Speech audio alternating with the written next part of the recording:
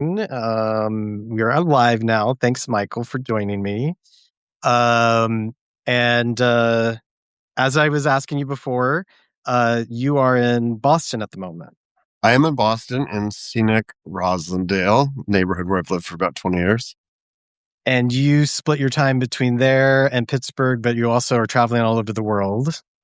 Well, not all over the world, but sometimes all over the world. I had a great trip to Thailand and India over December and January, and some book travel coming up, but then mostly here in Pittsburgh. Where did you go in India? Chennai in the sort of like the southeast coast for a family wedding. It's my first time in India, completely great, like overwhelming in all the good ways. Yeah. I've only been once. It was a very intense 8-day trip. I actually was there as a group of LGBTQ travel writers, and it was when the country felt like they could open up because they had undid some of the illegal things for gay people. So they had gay men, lesbians, some non-binary people. We met the gay prince, Uh, so that was exciting. But you have to go back now that you've been once. You're going to want to go back, right? yeah. So was that like? No, I'd love to go back. Was it like a travel writer's junket? I mean, were you brought there by, I don't know, the tourist ministries or something? It wasn't that official, to be honest, because they don't do that in the same way with queer travelers. But we did have a travel company that brought us because they wanted us to see what they could offer, and we started in Delhi, and then we went to Varanasi and Agra and Fatehpur Sikri and Jaipur, and it was a lot. I'll tell you more about that another time. But first, people are joining us, so let me introduce you. I'm so excited to have Michael Lowenthal here with me today. He's with our latest Queer Love Project author chat. We've been doing these pretty regularly, and I've been excited. And I got to meet Michael. What was it? A few months ago, partly because you pitched an excerpt from your book, Place Envy, which we're going to be going over today. It is now out. You just had an event in Cambridge for it, and you're going to be in New York, and you're on a book tour, so people can catch you, and we'll have all that in the notes later. But for those who don't know, Michael Lowenthal is the author of a story collection, Sex with Strangers, and 4 novels, and his writing has appeared in a slew of prestigious publications, including Tin House, Plowshares, the New York Times Magazine, the Washington Post, Guernica, and many other publications. Plus, he has taught creative writing at Boston College and Hampshire College, and for more than 20 years, he was a faculty member in the low-res MFA program at Lesley University, which is right. I live within the Lesley University universe when I'm in Cambridge. He splits his time between Boston and Pittsburgh. And as I mentioned, we're going to be discussing his latest memoir, which is a question essays titled Place Envy. So thanks, Michael. Yeah, it's a delight to be doing this. Do you love being introduced that way all the time? I do. And I was going to say, because I know where you live, you're really within spitting distance of Lesley University, and it's up to you whether or not you want to spit on the university. I'll keep to myself whether that's a desire of mine. It is an enigma of a place, but I do enjoy that there's some really great Japanese restaurants in some of their buildings. Yeah. Uh, so, well, as people might have heard at the top of our conversation, you just got back from a big, well, you were in Thailand and in India. The book is about travel. And I guess just to kick things off, I want to talk about that. I mean, you have everything spanning a Mexican cruise for blind gay men to a remote Scottish island. And you go to these, like, let's just say unqueer places, including Bergen-Belsen, so a former concentration camp. And we're going to talk a lot about that. But just to start off, like, why I actually was excited to realize you're in Wonderlands, which is a book that I loved when I first saw it in 2005, and I had to go back and realize, like, oh yeah, you published one of these in that back then. But why these kind of things instead of like the gay meccas or the gay hubs? Well, actually, I talk about it a little bit in that piece that was originally in Wonderlands, and then I revised it for the new book. And um, what I say is, and I recognize there's a kind of privilege that comes with this, that I live most of my life in places where it's totally safe to be gay, and I have all those sort of comforts, and also as a gay man and somebody who can sometimes pass as straight. You might not think so, but especially when traveling in other parts of the world, it's easy for me to say this, but sometimes I want to break from being gay and from sexual orientation, and I mean, it's been so crucial in my life, especially going back, say, 30 years when the culture was different, to really claim my identity and stake out that territory and fight for it and be in the streets literally and fighting for our lives. But now that things are a little more comfortable, I just sometimes I don't want that to be the first and only thing. I want to just sort of Hmm. see the world and cultures and people just sort of in a different way and have people see different aspects of me. So I don't ever feel like I'm hiding exactly or Yeah. but it is really nice sometimes. And it's even really interesting. Like, I'm sure you've had this experience too, but certain places in the world, um, and actually, I felt this in Thailand just now, even though Thailand is super open and friendly for LGBT folks. But, I was with my boyfriend and even checking into hotels, people don't actually even assume that you're a couple. And they say, oh, do you Yeah. want two beds, whatever. And there's just something sort of liberating, which is a funny word to use because we worked so hard on queer liberation, but there's something at this point liberating about just being all the other parts of me, and then sometimes discovering the unexpected queerness in places that seemed like they weren't going to be queer because, of course, as the old cliche and truism goes, we are everywhere. And so I love sort of having it sneak up on me that way rather than necessarily always going to the gay district or whatever, which I also, do. Yeah. We went out in the weekend in Bangkok or whatever. Of course we did. But, anyway, that's part of Well, no, I think it's important. There's two sides to what you're saying, and I agree with you because, IGLTA, which is the International Gay and Lesbian Travel Association, they work really hard in trying to educate people into not making certain mistakes and to like be able to not gender things when you're checking in. I mean, I don't know if this has happened to you. It's definitely happened to me many times where me and my husband check into a hotel and they think Mr. and Mrs. Del Real or Mr. and Mrs. Portwood, depending on who's and there's always this gendered thing, and so they've tried to get away from that, especially in many European places, but they actually still do it quite a bit too. That happened to us in Copenhagen recently. And but when I was in India, for example, one of the people traveling with us was non-binary, and they really enjoyed the fact that they were often mistaken for male when it's very gendered in India. Like there's some places where women have to cover up and men don't, and they were able to like access places as a male, which they had never been able to do in other places. And so I understand what you mean by the privilege, especially as a white cis guy. I know that we have that. And actually, years ago, when I was invited to the State Department to talk about like travel stuff for LGBTQ people, I made it very clear to them that everybody needs different things, right? Like a trans person of color is going to have different needs in the Middle East, for example, than maybe you or I would.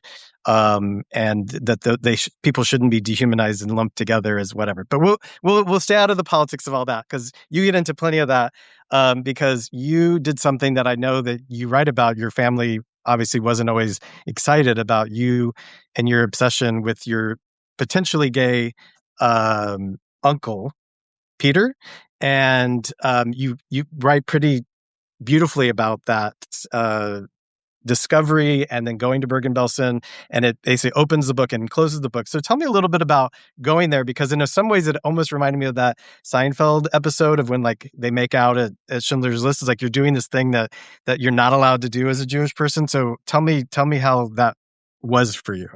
Yeah, well, I'll back up, and I mean, first I'll say I'll come back. I didn't actually go to Bergen-Belsen, but took a trip to Germany and went to some other um, similar sites. But just so folks who haven't read the book know, when I was 14, my grandfather died, and I there was an obituary for him in the Boston Globe. He was a rabbi who was well known in the Boston area.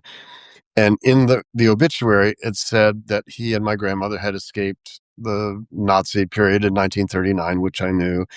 And then it said that he had a son from an earlier marriage who had died in the Holocaust. And that was news to me, even though I was 14 and just nobody had ever talked about it. Um, so Peter, who, yeah, would have been my uncle, my half uncle, my father's half brother, became this sort of talisman figure for me, who I was just fascinated by.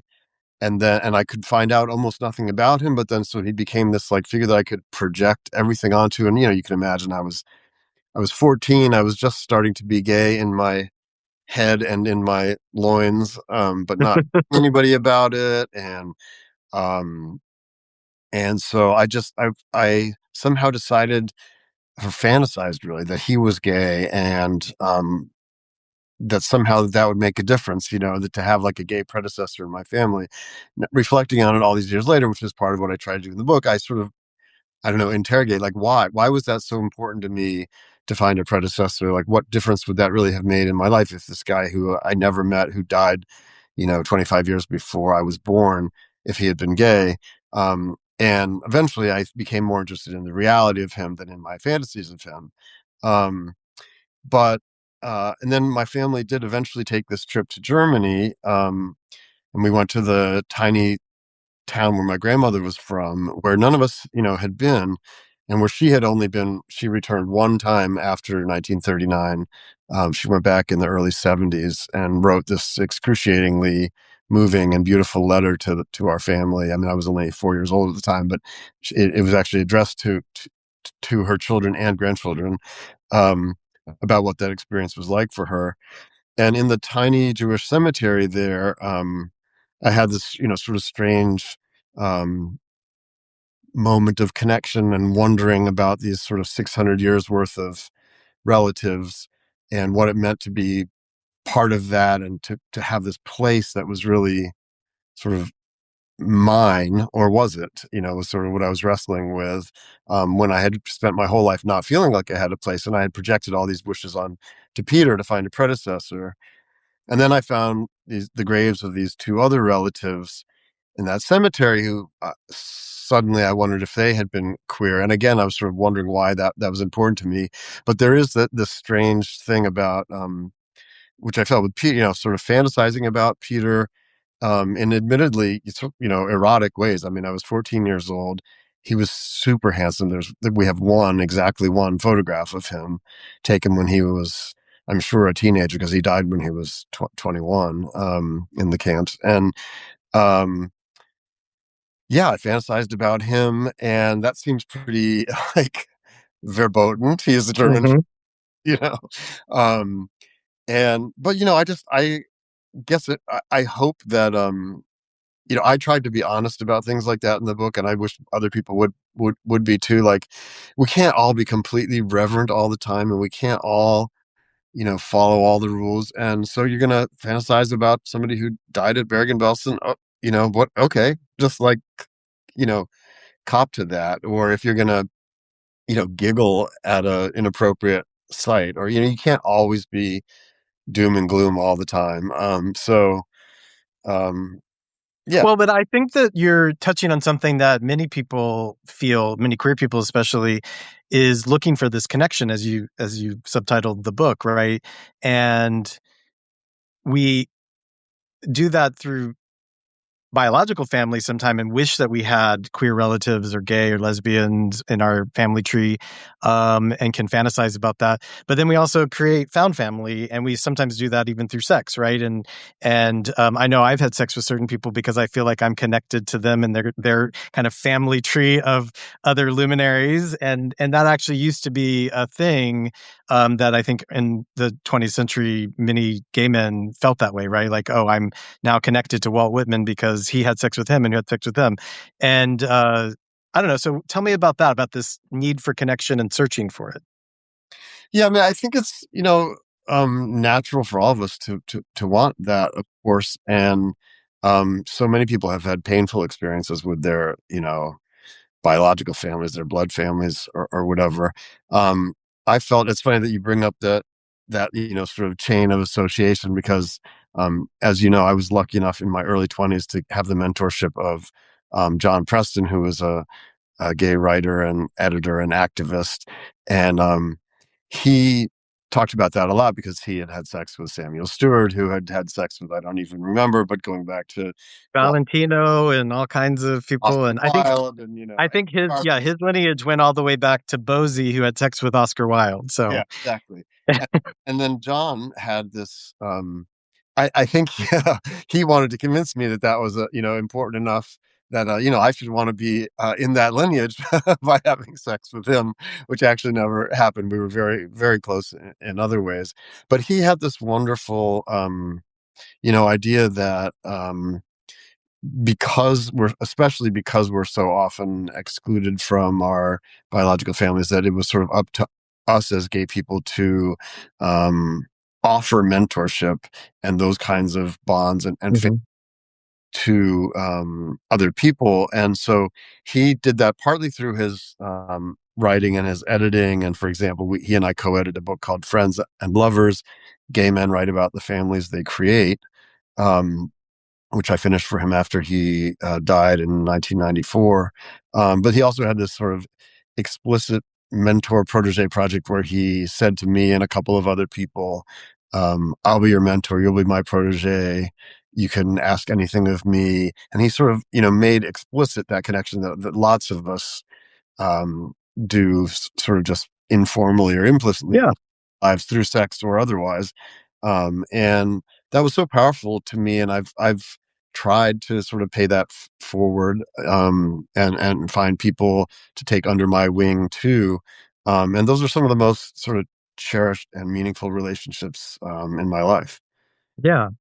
I mean, and that comes through in the way that you write about several of these moments, that some of them are fleeting, right? They're not long-standing bonds. Some of them, were kind of one and done, or, like, or maybe you do keep in touch with everybody.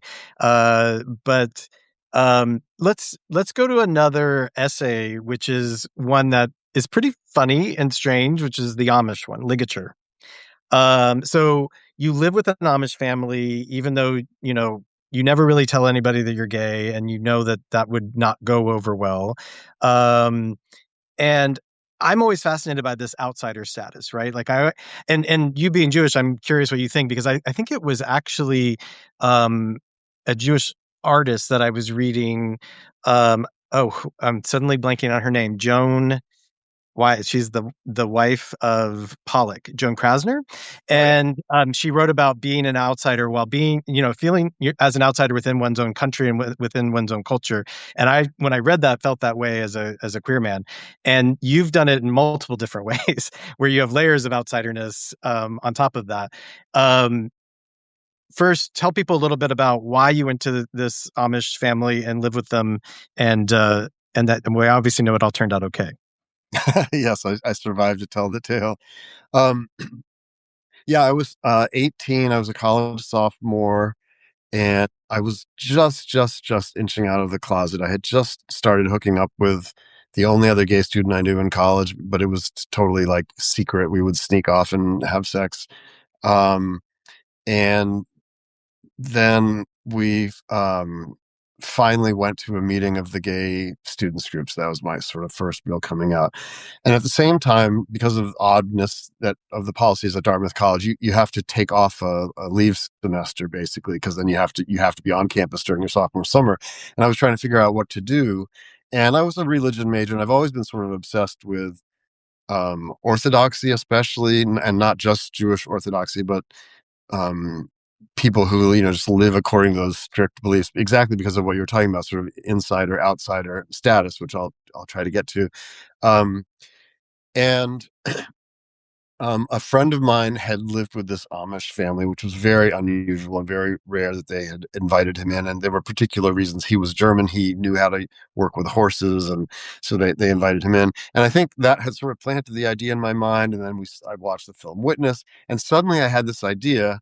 I know I should go live with the Amish, which, you know, in retrospect, it's like, no, that's sort of, but I don't know. It made This is 80s or early 90s? 1988. Yeah. Yeah. And it just made real emotional sense to me at the time. And I think what it was about was partly this whole insider outsider thing, which was like, I went to that meeting of the gay students group, and that was like my first coming out. And like literally 3 weeks later, I moved to Pennsylvania and lived with the Amish and was obviously, completely closeted and cut off from really any notion of sex or sexuality. Um, I think I was sort of fascinated. I was thinking about what I was going to cut myself off from potentially by coming out as gay, which of course it didn't end up working out that way. I mean, mostly, I still have all but one of my family relationships, and I have so many friends, and I've completely loved my gay life. But as a terrified 18-year-old, I felt like I was drawing this line, and I might be sort of like stepping off the edge. And and I also wondered if I might be joining a new community and find Mhm. part of a new group that I didn't really know anything about.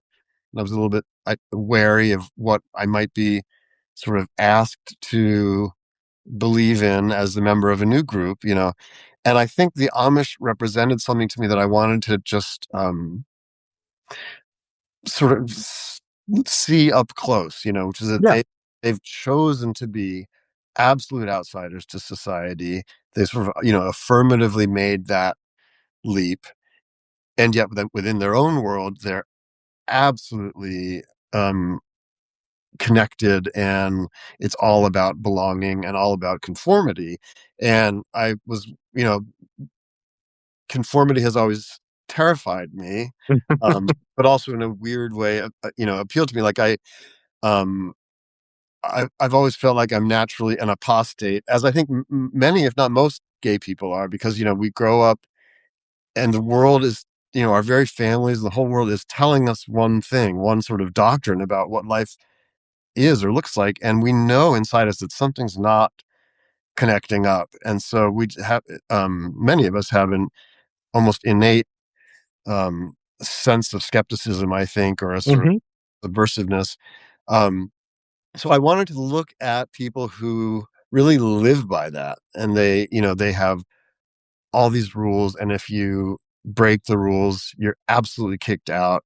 And Yeah. so extremity, I knew my own life wouldn't be that extreme, but I thought if I could see that extremity up close, it would help me figure out something about how I wanted to be in the world. So that's the sort of the highfalutin version of it.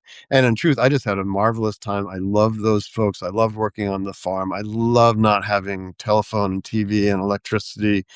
And the values that I really um, saw and sort of, borrowed from them Mhm. almost 40 years ago, I guess, at this point, still are really central to me. And I think a lot sometimes about sort of how could I be a little more Amish in any given situation. Um, so I really am so glad I did that. I love those folks. They're still friends of mine. Yeah. And this is actually also before things like Rumspringa and like Mennonite and Amish culture became sort of mainstreamed, because now we have TVs. I've always been obsessed with them both as well, and have known many Mennonites and had many lustful thoughts about some of my Mennonite friends. But now it might seem kind of like normal, but back then it was very exotic. Absolutely. I mean, I don't think if you had asked 100 non-Amish people what Roomspringa meant, 0 out of 100, would have known. And mostly the Amish were just people who, if you happen to be in Lancaster County, Pennsylvania, or in Ohio, you sort of see them in their horses and buggies, but there wasn't really, any sense of connection. So yeah, it really did feel like, I mean, and I write in the book about going to China and remote Scotland and other places. But in a weird way, the most sort of exotic place I went, I would say, was Pennsylvania, because it was just so different and so cut off. And also, in a weird way, the absolute absence of any um, discussion of sexuality um, just gave me this like almost like safe space when I was at this hinge moment in coming out, to just like pause and think like, okay, what is this? Who am I? And aside from my sexuality, who am I? Because I Yeah. knew I would take this big leap about sexuality and sort of stake my whole life on it, really. But I mean, maybe this is going back to that question of why I sometimes want to like take a break from sexual orientation. I wanted to make sure I had a firm sense of who I was at the core, regardless of what ended up happening with gayness and coming out and sexuality. And I wanted to know that coming out wasn't going to completely change my core, that it would just make my who I am even more so, like that I could be even closer to my essential self and my essential values. So, but it is sort of funny in retrospect. I mean, like my other gay friends in college were like, um, as soon as they came out, they were like flying off to New York to like, go dancing and have sex in back rooms and whatever. Or other people were like, going into the streets. It was right when Queer Nation and Act Up were forming. Um, and my coming out move was to go to Lancaster County and start, working horses. Well, you made up for lost time, but also it's good though because it didn't in some ways make you feel shame. It didn't make you feel like, oh, I'm not valuing this part of myself. And I think what comes across in all of your writing is you're deeply curious, and you also are looking for adventure and stories, right? And I think that's what keeps some of us oddballs doing that, right? And just as a quick side note, the first time I visited Belize, I didn't really know much about it, and we were not on the beach side; we were in the jungle side. And I quickly learned that there's a huge Mennonite population there, and they do all the bread and cheese. And they actually, because they were a schism, so they were too conservative for the Mennonites back home in the U.S., so they went to Belize. But I also wrote about it for an Out Traveler, and got a lot of flack because they have a very poor human rights. Uh, they do not treat gay people well. Let's just put it bluntly. And but I still felt like you should go. Like I felt like, yeah, but having more gay people go to places where gay is not necessarily allowed helps change things. But that's also my privilege of thinking that way. So anyway, that was just a little side deviation. Um, yeah, I mean, I think what you're getting at though is you're at this cusp where gay liberation was a huge thing, especially because of the AIDS epidemic and the AIDS, crisis that was happening. And so you still participated in that. It wasn't like you were escaping from it, but you did have this little other utopia for a short period of time.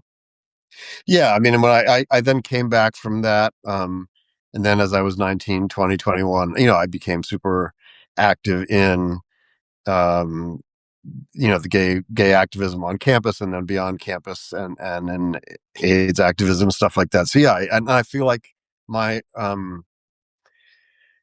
my sort of centering down and finding myself, the core of myself in that experience has actually really grounded me and helped me as I then, did come sort of flagrantly out of the closet. And, I felt like I knew it was right. I knew all the more securely what we needed to fight for. And I sort of made this, rule for myself that I would never be closeted to anybody again, except I had to carve out for my Amish friends who I still have never, had that conversation with, because I think they would have to cut themselves off from me. And if I actually believe that sort of emotionally they wouldn't want to, but they would feel that they would have to. So, But uh, you allude to the fact that you feel like at least one of them kind of knows or has yeah, like intuited.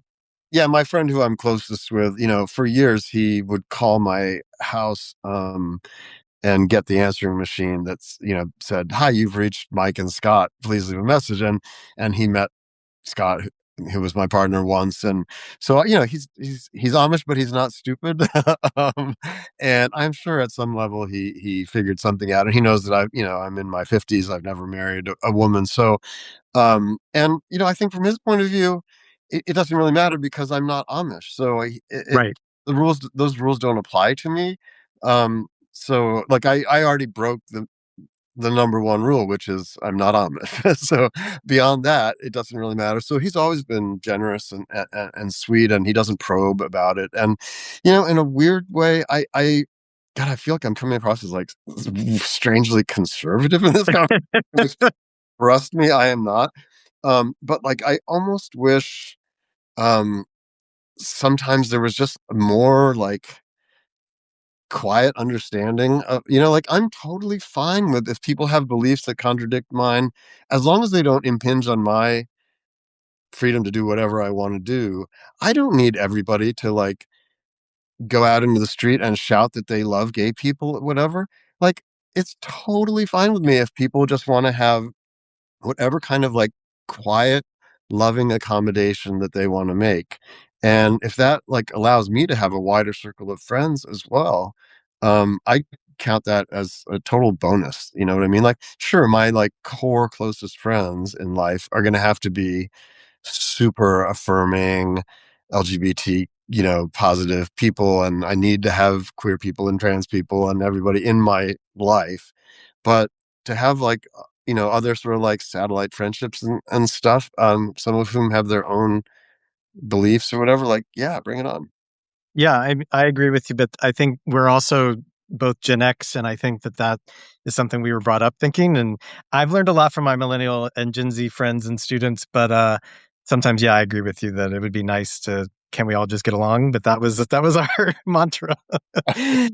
um, so to fast forward a bit from when you're this 18-year-old to there's a essay that you have in the book when you go to Brazil for a writing or artist residency, and that's the one that we published at the Queer Love Project. And so I'd like for you to be able to tell people about it, but also read a section from it so we can discuss. So it's called Estrangeiro, which is stranger in Portuguese, right? Wow. Um, yeah. So tell us a little bit about why that essay made it into the collection.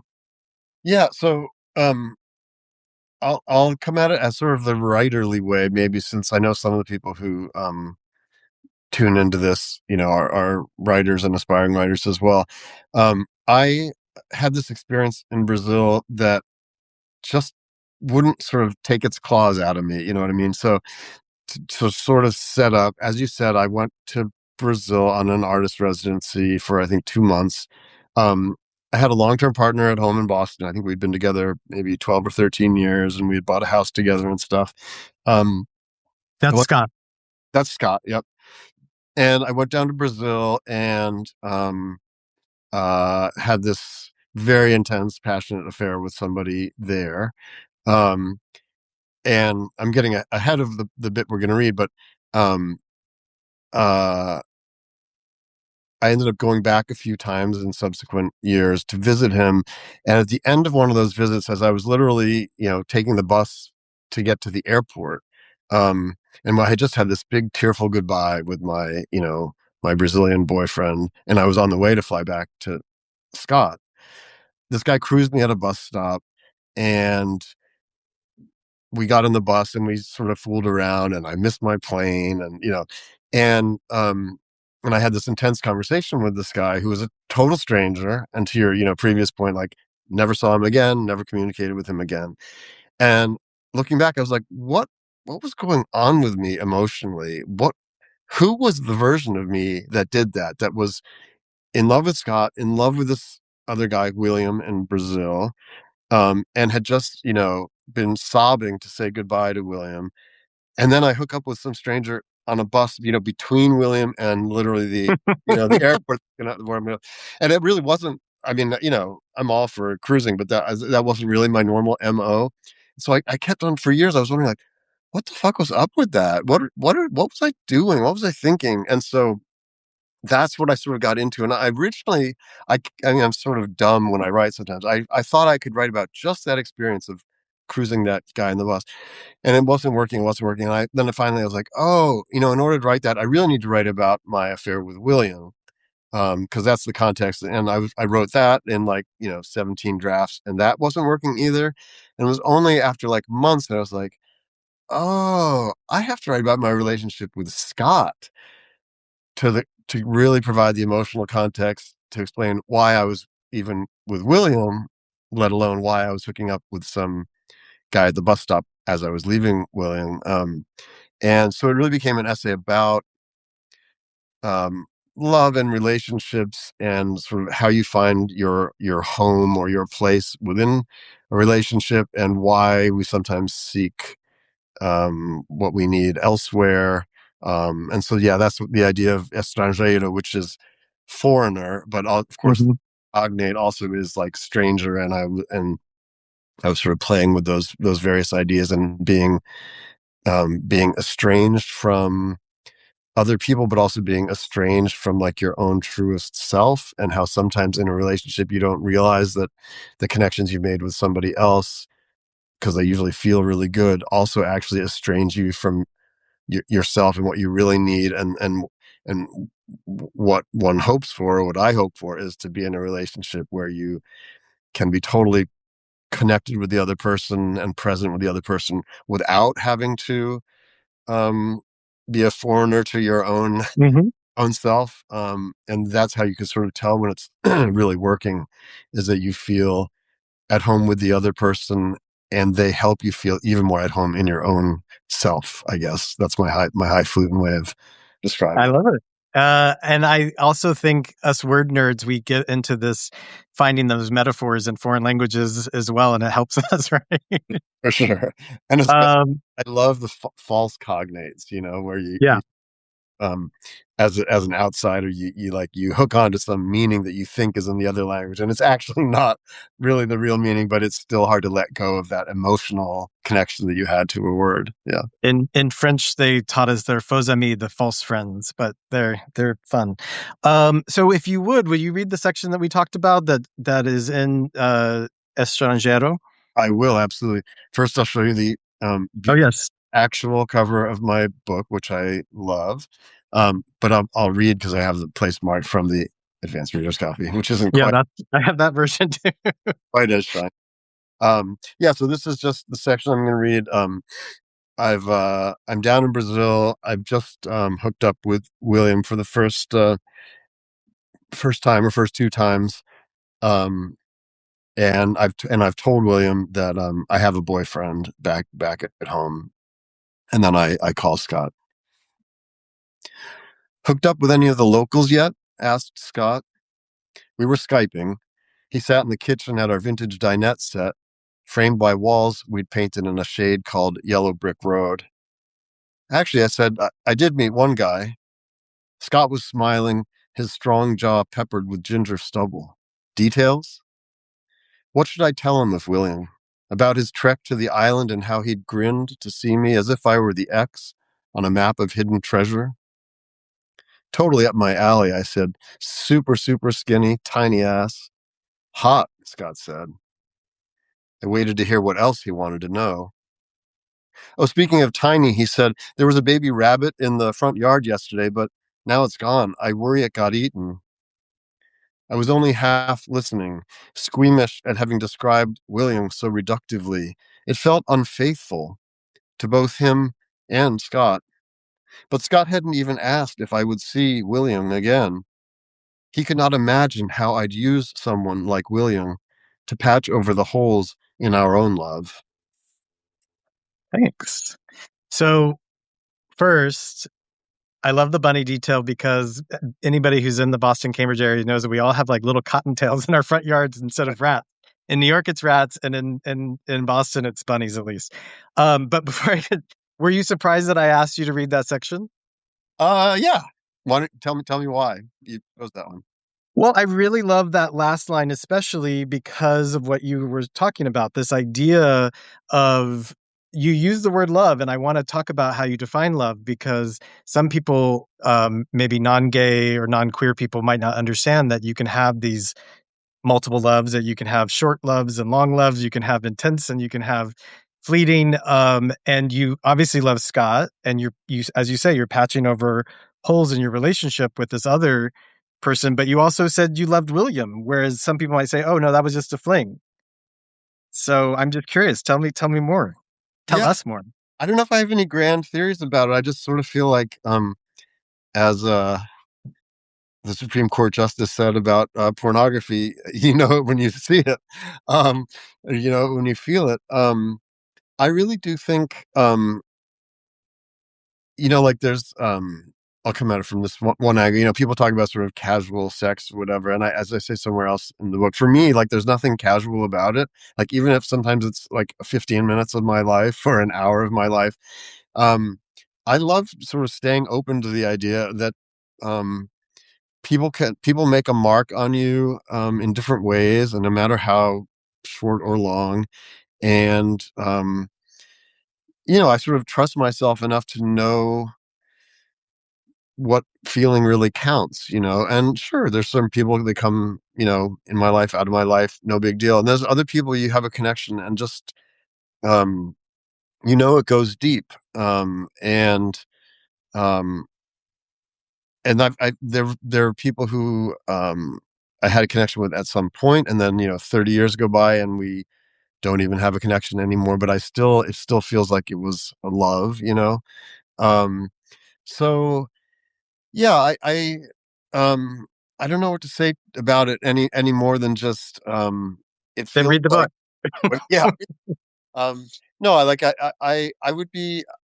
would feel sad, and I feel like my life would be diminished significantly if I had some kind of strict arbitrary rule about what counts as love or what doesn't Yeah. count as love. And, without even getting into the whole, I don't know, polyamory or non-monogamy or whatever. Um, I just think people make these artificial constructs about what love is or should be, or who's supposed to provide how much in your life. Yeah. And I think the more we can sort of open our minds about what love is, and which directions it can, sort of the multiplicity of directions it can come from, I think the better off we are.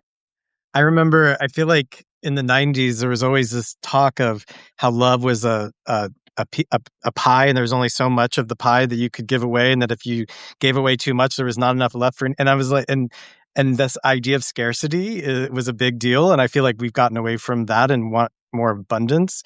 But it does get into that inner core part of you thinking like, oh, if I squander the love, like, am I going to run out of it, or is it I can't give it to my core partner or something like that? Just interestingly, coincidentally, I think just yesterday in the New York Times, there was this article about polyamory in Brazil, and that it's suddenly sort of a trend there, which is, particularly interesting because Brazil is so conservative, religiously and culturally, in a lot of ways. Just a huge Catholic population still, and then this just burgeoning evangelical population. So you have simultaneously, sort of famously open carnival and lots of, Yeah. but actually super, super conservative. So the folks there who are sort of pioneering the polyamory route really sort of stand out. And I thought it was really interesting article. So you mentioned, and I love that you talked about you went through 17 drafts, and I think it's good for people to hear that because I often, with my writing students, and some people they'll write their one draft and they're like, it's done, and I'm like, no, and it takes a while sometimes to figure out what you're actually writing about, right? Like you maybe just need to get, I call it throat clearing. You just need to get it out of your system and get it down, and then you figure out what to do and how to make it better. Um, So you've written fiction and you enjoyed writing fiction. You've written nonfiction. You're back in nonfiction. Tell me a little bit one about that switch and why you felt like coming back to creative nonfiction was important. I've been trying to figure out why that switch seemed natural to me, and why I've sort of, for the moment anyway, I just sort of have stopped thinking fictionally. I used to, see people on the T, which is what we call the subway here in Boston, depending on who's listening. And I would sort of imagine their life story or something. Or I would think about things in my own life and think, well, how could that have gone? How might that have gone differently? And then lately I've just been thinking about actual things. And I don't know if it's related to sort of aging and nostalgia, or, just having a different perspective on things that happened a while back. Um, but um, to me, I have a very sort of private answer to why I'm not sure it's going to be super satisfying to other people, but it's that for me, writing really, really is excruciatingly hard. And I mean, well, in the end, I enjoy it, or I enjoy having done it, but it's really, really difficult. And there just came this moment where I was, I was realizing in fiction, I was just, as you can see, I was pulling my hair out. Why it's all gone, about questions like, should I say that the character, turned left at the stoplight or turned right at the stoplight, or, what's the background I should imagine? Should I say that they had a emotionally distant father, or like a smotheringly close father? And I would rack my brains, and I would give drafts to friends, and they would say one thing or the other, and I would try to make the decision.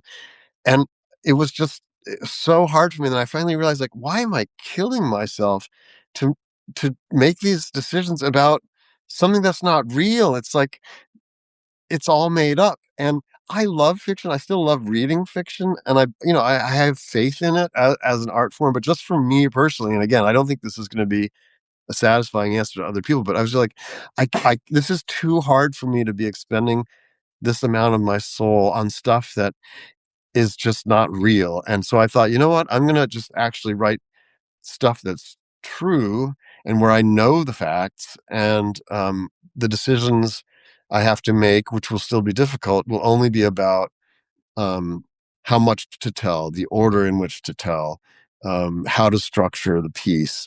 Um, so I sort of shifted the challenges in a way. So that's really sort of my writerly response, rather than, I don't think it's a particularly like um ideological or philosophical response. And some of these pieces you'd written like 10, 20 years ago, or drafts of them in different versions, and now they've come together in this collection.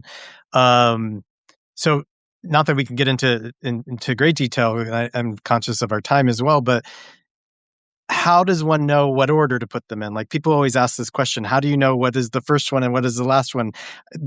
I'm sure there's a lot that didn't make it in, or that you decided to leave out. And I actually also want to get into. I saw that one of Lynette D'Amico is here, and she actually has a book out from the same press as you. And like, was there any of that collaboration with your editors there, or how did that work? Yeah, actually, I so first, I guess I'll say, I should know how many pieces are in the book. It's roughly around 10, I think. And although maybe 6 of them or so had been published in different form earlier, Mm-hmm. you're going to tell me how many there are. It's 10. You're right. Yeah, so 5 or 6 of them had been published earlier, but in terms of like page count or bulk, about 2/3 of the book is brand new and unpublished. And as I was writing those sections, I was conceiving of it as a book already. But then as I was trying to put it together, it's an interesting thing, especially for this um, relatively new beast that people talk about, a memoir in essays. Where it really is an essay collection. Each piece has its own integrity and its own like trajectory and timeline and stuff, but they really are meant to work together and tell a sort of a coherent, consistent story. Yeah. So how do you organize them? And eventually, I hit upon a mostly chronological order, although that's not exactly the case, because some of the essays, cover from childhood all the way to adulthood. Um, but the sort of sticking point for me was that a big, like, more than a third of the book is all this stuff about, we talked about earlier, me and my uncle Peter and my family and our Holocaust history and my search for a gay predecessor, and then the family trip we took to Germany to go to my grandmother's hometown, and what I discovered in the cemetery there. And that piece, as I said, was more than a third of the total book. And so it was this sort of imbalance. And it was, yeah, I thought, well, I have to have it at the front because it's really sets the table thematically. And how could anybody understand who I really am unless I discuss, and that's the piece that has the earliest like childhood and family stuff, unless I sort of discuss who I was as a teenager, But then I was thinking, well, but it has to be at the end though, because that's the one where it really, everything comes to fruition, and I finally understand why I was searching for this, but why I was able to let go of that search for a predecessor. And instead of thinking of myself sort of as a genetic dead end as a gay person. I can think of myself actually as continuing the family legacy as a storyteller, stuff like that. And I come to some sort of reconciliation with my dad. And I was sort of racking my brains, and everything seemed out of balance. And I mean, in retrospect, it seems like so obvious, but I did give it to my editor at Mad Creek Books, which is Ohio State University Press, which is also just, as you said, just now publishing Lynette D'Amico's book. And the wonderful editor there, Kristen Elias Rowley, she was also wrestling with this imbalance. And then we were having a phone conversation. It sort of seemed like off the top of her head. She's like, well, I don't know. Have you thought about splitting up those halves of that essay and putting one at the beginning and the other at the end? Just like instantaneously. I was like, thank you. You just solved my, I mean, like, and it required a little, work and setting up some things. And but immediately I thought, whatever level the book was at, it's now at, you know, level. See, editors can be good people and have good ideas. Right? No, no, no, which I have no problem agreeing to that, because I spend, most of my work life is as an editor. Yeah. No, so I just, that was, But no, you should also make sure that we understand this. So you are an editor, you have an editor brain, you're also a writer, but we still need another editor sometimes to give us advice. 100%, 100%, 100%. No, I could never. I can see stuff in other people's work so clearly Right. sometimes. I think I'm almost overconfident as an editor. Sometimes I glance at the first page and I'm like, yeah, I know exactly what you have to do and in my own work, I cannot see it. And so I rely on friends and then editors. And I'm so grateful to her, because I really think it makes the whole shape of the book work. And already I've had, just among, the early readers, people have said that that's sort of their favorite aspect of the craft and the structure of the book, that when it comes back to that, the last 50 pages are when my family, when I'm already in my 40s and my family and I go on this trip to Germany, and it just sort of brings the whole thing back around again. So I don't generally allow myself to like be self-referentially pleased or whatever, but I gotta say, I know that was the right choice, and it's a little bit unusual, and that's sort of the aspect of the book that I'm sort of proudest of, Yeah. craft wise. Well, I also want to thank you because I already shared this privately, but when you sent Estrangero as an excerpt to publish, it clicked something in my head and reminded me like, wait, I'd written this entire memoir, and this reminds me of some of the stuff that I had written. Why did I abandon that a decade ago? And part of that was because I'd gotten some bad advice. Somebody said, "Oh, well, these stories, like maybe you're too old to be telling these stories now that you're not, in your 30s." And it was about my 20s. But it's funny because what you said earlier about these fleeting moments and how they get in your brain. Like I have one essay that is about this obnoxious guy that I picked up one night, this French guy when I was living in Barcelona, and this essay is like, I'm obsessed with this person that I only knew for a couple hours and kind of hated, but he actually said some really profound things. And we had this amazing connection for a few hours. I mean, obviously people make entire movies off of that, but, so I think that's something for people to think about, like when they're processing these stories and these anecdotes. Like I often have to tell people an anecdote is not an essay, right? Like that's the beginning. And then you need to take it further. What do you say to your students when they come to you asking you about that? Yeah, I mean, I think, for me anyway, writing is all about obsession, and it has to be something, not just that something that just happened to you, but something that, as I said earlier about the like hooking up with the guy at the bus stop in Brazil, something that just keeps needling at you, like, wait, what did that actually mean? Like you experienced it, the facts of what happened, but if something happens to you and you immediately understand it, I doubt that that's going to make for good writing. It's when something happens to you and it raises more questions than it answers, and you can't figure out why you acted a certain way or why somebody else acted a certain way, or you can't figure out why you felt so strongly about something that shouldn't have been such a big deal, or conversely, if you can't figure out why you just blew something off when it should have been a big deal.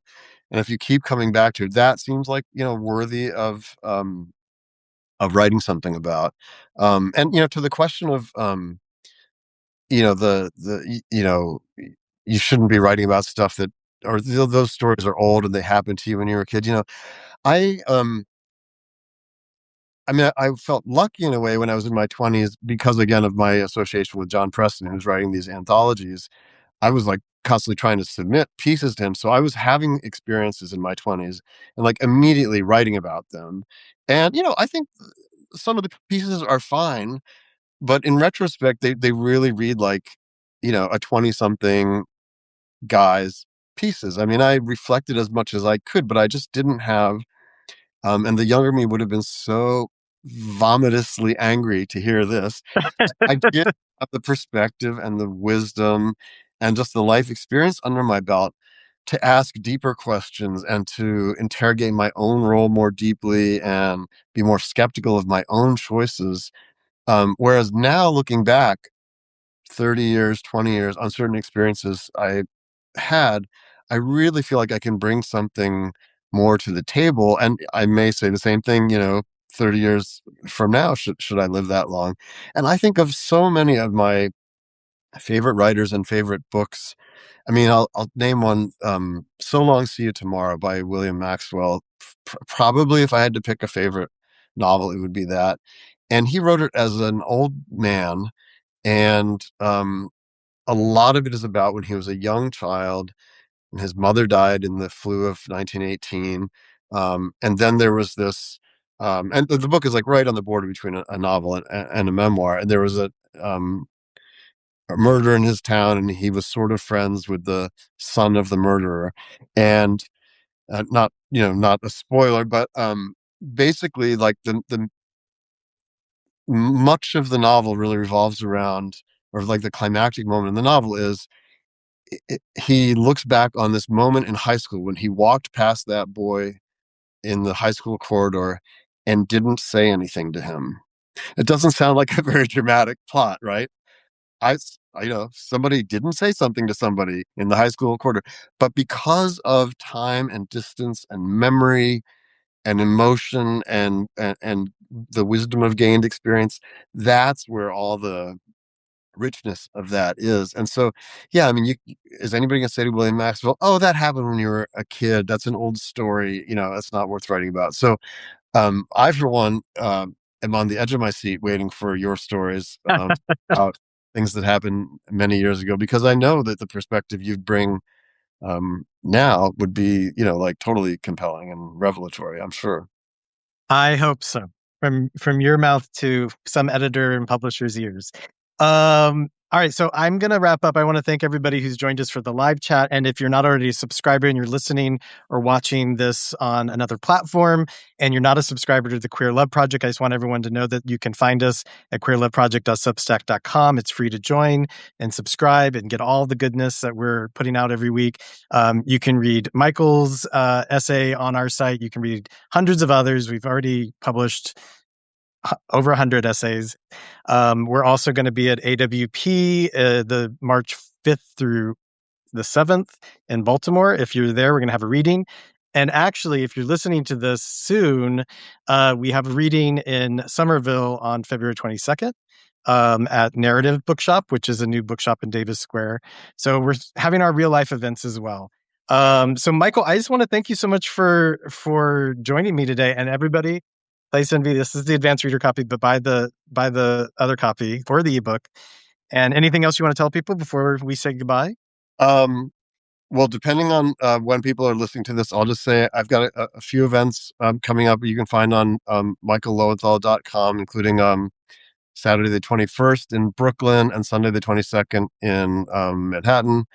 And yeah, I just want to say thank you for this great conversation. With thanks a lot for the work you're doing with Queer Love Project. I love it. As you know, I was just a fan and submitted to you. We had never met before that. Because Yeah. it's just one of my favorite spots on the interwebs. To That's meaningful to me. So thanks for the good work. Thank you. And I'm glad that you were willing to be live on a camera on your phone. I know not everyone loves it, but it's what we do now. So, My friends would not approve, but don't tell them. all right. I'll see you later and good luck with everything. Bye.